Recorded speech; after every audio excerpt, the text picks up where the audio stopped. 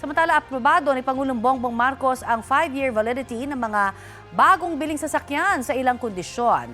Ginagawa na ang mga panuntunan o patakaran kaugnay niyan. Balitang hatid ni Dano Tingkungko.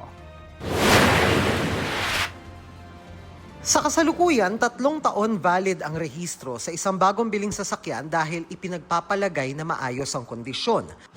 Pero sabi ng Department of Transportation, dahil marami nang may 5 taong warranty at 5 taong alaga sa maintenance ng kasa, iminungkahi nito sa Pangulo na gawing 5 taon na rin ang validity ng rehistro ng mga bagong bili. For the convenience nitong mga motor vehicle owners at motorcycle owners, no? At para maiwasan na rin po natin, hindi lang po yung mahabang pila, pero again, yung mga parang fixers, corruption, kasi diyan nagsisimula po lahat yan. Inaprubahan ng Pangulo ang 5-year validity ng mga bagong biling sasakyan sa ilang kondisyon. Sabi ng ating Pangulo is to ensure the roadworthiness ng ating mga itong bawang sasakyan. Kaya kami naman po sa DOTR, maglalabas kami po ng department order within the week. Sa ganun, we can ensure not only the roadworthiness, pero yung patakaran at panuntunan how to do it. Binabalangkas na ang panuntunan para dyan na inaasahang makakapigil sa katiwalian at makakabawa sa pasanin ng mga nagpaparehistro.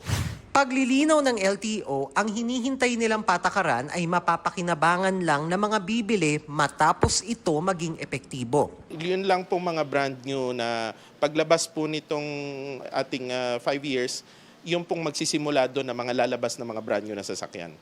Ibig sabihin, kung nabili mo na ang sasakyan bago ipatupad ang bagong patakaran, magpaparenew ka ng rehistro matapos ang 3 taon at required dyan ang smoke emission testing. Sa mga sasakyan namang bibilhin kung epektibo na ang 5 taong validity ng rehistro, pinag-aaralan pa kung kailan itatakda ang roadworthiness check.